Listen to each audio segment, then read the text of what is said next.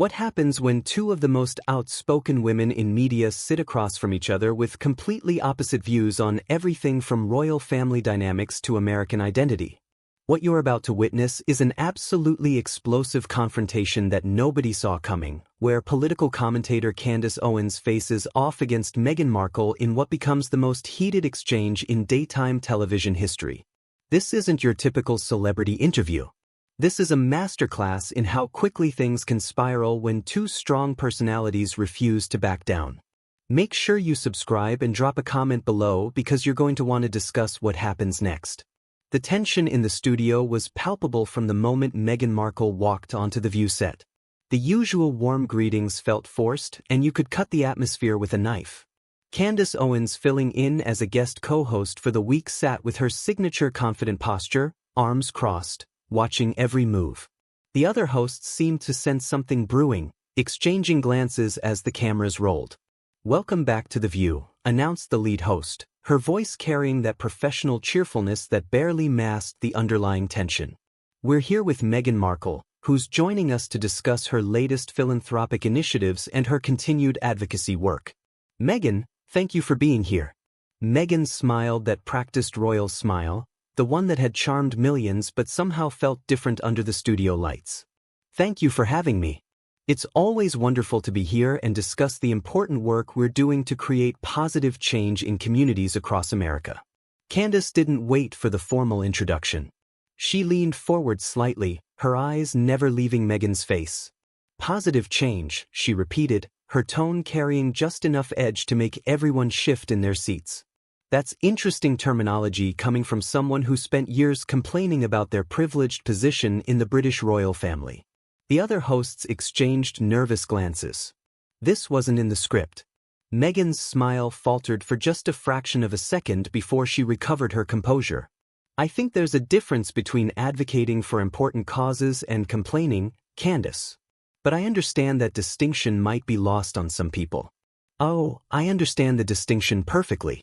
Candace shot back, her voice remaining calm but gaining intensity. "What I don't understand is how someone who married into one of the most privileged institutions in the world suddenly becomes an expert on American struggles and systemic issues. Help me connect those dots." Meghan straightened in her chair, her media training kicking in. "Well, I think my experiences both as an American woman and as someone who's lived in different countries and cultures give me a unique perspective on these issues. I've seen firsthand how these systems operate." "Unique perspective?" Candace nodded slowly, a knowing smile playing at the corners of her mouth. "Let's talk about that unique perspective. You lived in Toronto filming a cable television show, then married a prince, and lived in a palace with taxpayer-funded security, multiple homes, and staff to handle your every need. Where exactly in that journey did you experience the struggle of average Americans?" The studio fell silent except for the low hum of the cameras. The other hosts looked like they wanted to intervene but couldn't find the right moment. Meghan's jaw tightened almost imperceptibly. "I think you're oversimplifying a very complex situation," Meghan replied, her voice maintaining its measured tone, but with a steel edge creeping in. "My experiences with racism, with media harassment, with institutional barriers, these are real experiences that connect me to the struggles many Americans face every day." Candace laughed. A short, sharp sound that seemed to echo in the tense studio. "Media harassment? You mean the media coverage that made you one of the most famous women in the world? The same media that you now selectively engage with when it serves your narrative? That harassment? The media coverage that drove me to contemplate ending my own life?" Meghan fired back, her composure finally cracking slightly. "The media coverage that subjected me to racist attacks and drove my family from our home country. I hardly think that's something to laugh about." The other hosts looked stunned. This had escalated far beyond anything they had anticipated. Candace, however, seemed completely unfazed by the emotional turn. "Nobody is laughing about mental health struggles," Candace said, her tone becoming more serious, but no less direct. "What I find concerning is using those very real struggles as a shield against legitimate criticism of your public statements and actions. Mental health is serious, but it doesn't make you immune to accountability." Meghan's eyes flashed with anger. Accountability for what exactly? For speaking out against racism? For advocating for women's rights? For trying to modernize an ancient institution? Accountability for leveraging your royal titles while simultaneously attacking the institution that gave them to you. Candace responded without missing a beat. Accountability for making claims about royal family conversations that you knew couldn't be verified or responded to. Accountability for presenting yourself as a victim while profiting millions from that victim narrative. The tension in the room was now suffocating. Camera operators adjusted their positions to capture every micro-expression. The other hosts sat frozen, unsure whether to intervene or let this explosive moment continue to unfold. Those weren't claims. Those were my lived experiences, Meghan said, her voice rising slightly.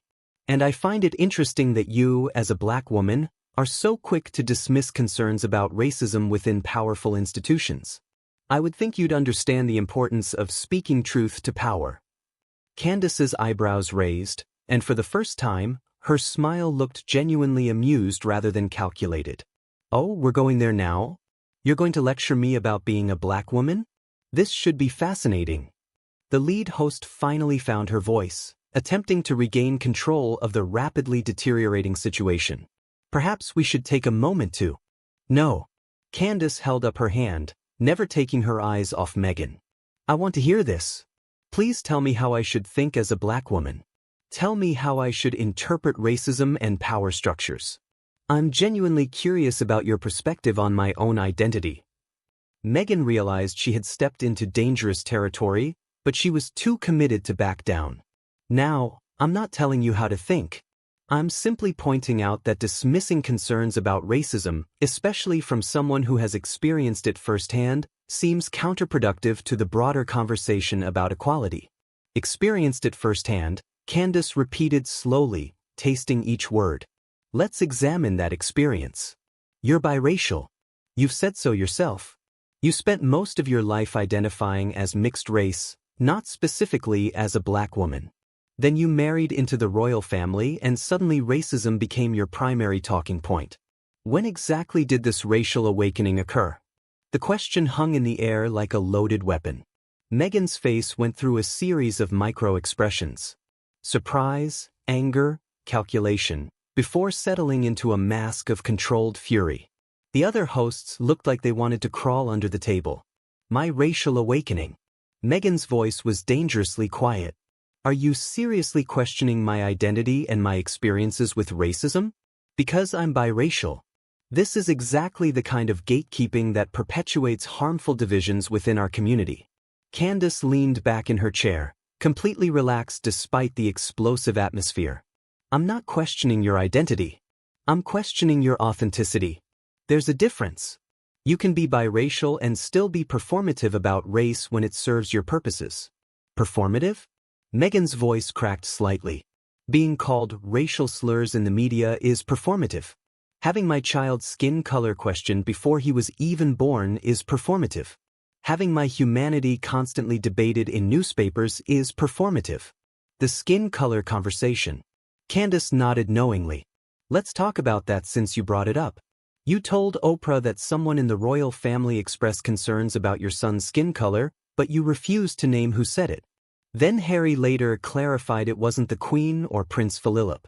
So, who was it and why make such a serious accusation without providing the full context? Meghan shifted uncomfortably. We felt it was important to share our experience while also protecting the privacy of family members who what Candace interrupted who might be innocent of what you're implying. You can't make accusations of racism and then hide behind privacy concerns. Either someone made racist comments about your child, which would be despicable and should be called out publicly, or they didn't. Which is it? The lead host made another attempt to intervene. I think we should be sensitive to the fact that family dynamics can be complicated. No, this is important, Candace continued, holding up her hand again. This is exactly what I'm talking about. You can't have it both ways. You can't publicly accuse an institution of racism on international television, profit from that accusation through book deals and media contracts, and then refuse to provide the details necessary for people to make informed judgments about your claims. Meghan's composure was visibly cracking. I shared my truth. I shared what happened to me and my family. I don't owe anyone a detailed breakdown of private family conversations just to satisfy people who have already decided they don't believe black women when they speak about racism. There it is again, Candace said, pointing directly at Meghan. Every time someone questions your narrative, you hide behind your race and gender. But here's the thing. Being a black woman doesn't make you immune to criticism, and it doesn't make your claims automatically true. Some of us actually care about the integrity of serious accusations. The integrity of serious accusations. Meghan's voice was rising now. Her carefully maintained media training beginning to slip. You want to talk about integrity? Let's talk about how you've made a career out of telling white conservatives exactly what they want to hear about black people. Let's talk about how you profit from being the token black voice that validates their prejudices. The studio went dead silent. Even the camera operators stopped moving. Candace's expression didn't change, but there was something predatory in her stillness. Token, she said quietly, almost thoughtfully. That's fascinating coming from you. Tell me, what exactly have I said about black people that you disagree with? Be specific. Meghan realized she had made a tactical error, but she was too angry to back down. You consistently minimize the impact of systemic racism. You tell black people that their struggles are their own fault. You give white people permission to ignore the very real barriers that exist in this country. I tell black people that they have agency, Candace replied, her voice gaining strength. I tell them that they're not victims by default. I tell them that they can succeed despite obstacles and that success doesn't require them to hate America or blame white people for every challenge they face. Which part of that message do you find problematic? The part where you ignore the very real systemic barriers that make success harder for black Americans. Meghan shot back. The part where you pretend that individual responsibility can overcome centuries of institutional discrimination. Candace smiled and it wasn't pleasant. Centuries of institutional discrimination. Let's talk about your personal experience with that. You grew up in Los Angeles, went to expensive private schools, got into Northwestern University, landed roles in Hollywood productions, married a millionaire producer, and then married a prince. At what point in that trajectory did systemic racism hold you back? Just because I was privileged doesn't mean I didn't experience racism, Meghan protested. Privilege and discrimination can coexist. I can acknowledge my advantage. Personal victimization. You literally told Oprah that the royal family was racist toward you specifically. You made it about your experience, not about broader systemic issues. Meghan's hands were visibly shaking now because it was my experience. I lived it. I don't have to generalize my trauma to make it valid. Trauma, Candace repeated. You keep using that word. Living in a palace with unlimited resources while millions of people struggle to pay rent is trauma. Having negative media coverage while earning millions from Netflix and Spotify deals is trauma. Help me understand. You're trivializing my mental health struggles, Meghan said, her voice breaking slightly. You're doing exactly what the British press did, reducing my pain to palace gossip and entertainment. I'm not trivializing anything, Candace replied firmly. I'm putting your claims in context. Yes, media scrutiny can be difficult. Yes, adjusting to royal life would be challenging, but calling it trauma while millions of people face actual life-threatening situations daily diminishes the word itself. The other hosts were now openly staring at their hands, completely unable to manage the situation. The lead host made one more desperate attempt. Perhaps we could shift to discussing some of the positive initiatives. No, Meghan said sharply, surprising everyone by taking control of the conversation. I want to finish this, Candace. Since you seem to have all the answers, tell me what I should have done. Tell me how I should have handled being told my son was too dark for the royal family. First, Candace said calmly, I would have gotten the exact quote, the exact context, and the name of who said it. Then, I would have addressed it directly with that person and the relevant family members. If that didn't resolve it, I would have made a public statement with specific details so people could make informed judgments. What I wouldn't have done is make vague accusations that tar an entire institution while protecting the actual person who allegedly made the comment. And if they denied it, if they tried to cover it up, then I would have evidence of both the original comment and the cover-up attempt. But you didn't do any of that. Instead, you made accusations you can't or won't substantiate, which makes the rest of us who actually care about fighting racism look less credible when we speak up about real issues. Meghan stared at Candace for a long moment, her breathing visible and labored. When she spoke again, her voice was cold and controlled. You know what I think? I think you're so desperate to be accepted by conservative white America that you'll attack anyone who threatens that acceptance, even other black women. I think you've convinced yourself that if you're harsh enough on people like me, they'll forget that you're black, too. The accusation hit the studio like a thunderclap. For a moment, Candace's mask of composure slipped completely, revealing something raw and dangerous underneath. When she spoke, her voice was quiet, but carried the force of a barely contained storm. There it is, she said slowly, each word deliberate and cutting. When all else fails, attack my blackness. Question my authenticity. Suggest that I'm some kind of sellout because I refuse to embrace victimhood as an identity. This is exactly what I expected from you. Meghan's eyes widened, realizing she had crossed a line that couldn't be uncrossed. But she was too committed to retreat now. I'm not attacking your blackness. I'm questioning your integrity. There's a difference. My integrity. Candace's voice was rising for the first time, her professional composure finally cracking. You want to talk about integrity? Let's talk about how you leveraged a suicide attempt for sympathy points on international television. Let's talk about how you used your mixed-race identity as a weapon against people who couldn't defend themselves publicly. Let's talk about how you've monetized trauma and victimhood into $800 million brand. The other hosts looked physically ill. Several crew members had stopped what they were doing entirely, transfixed by the spectacle unfolding before them. This was television history in the making, but not the kind anyone had planned for. How dare you? Meghan whispered, her voice shaking with rage. How dare you minimize my mental health struggles? How dare you suggest that my pain was performative?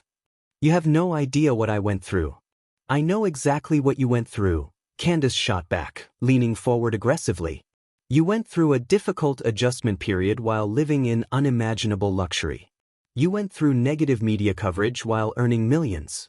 You went through family tension while having access to the best mental health resources money can buy. What you didn't go through was actual systemic oppression. Actual oppression. Meghan's voice cracked. Being told your child is too dark isn't oppression. Being subjected to racist attacks in the media isn't oppression. Being forced to stay silent while lies are told about you isn't oppression. Show me the receipts, Candace demanded, her voice cutting through Meghan's emotional response. Show me one racist article from mainstream British media. Show me one documented incident of someone in the royal family making racist comments. Show me anything other than your word against an institution that can't publicly defend itself. Meghan was visibly struggling to maintain control. I don't have to prove my trauma to you or anyone else. The fact that you're demanding evidence of my pain shows exactly why women, especially women of color, don't speak up about their experiences. This isn't about trauma, Candace said, her voice returning to its earlier controlled intensity. This is about accountability. You made serious public accusations that have damaged real people and institutions. Those accusations have consequences beyond your personal feelings. The only people who have been damaged are me and my family, Meghan. To monetize your royal connections without the restrictions of royal duty. Candace countered immediately. You didn't lose family relationships. You burned them for content.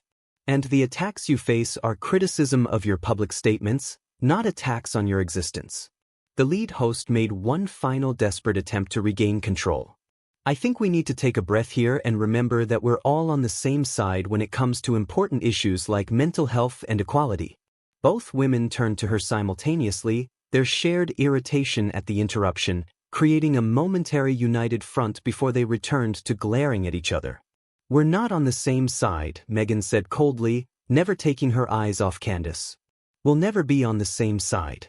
Some of us actually care about creating change, and some of us just want to maintain the status quo while profiting from division. Candace laughed, a sound devoid of any warmth.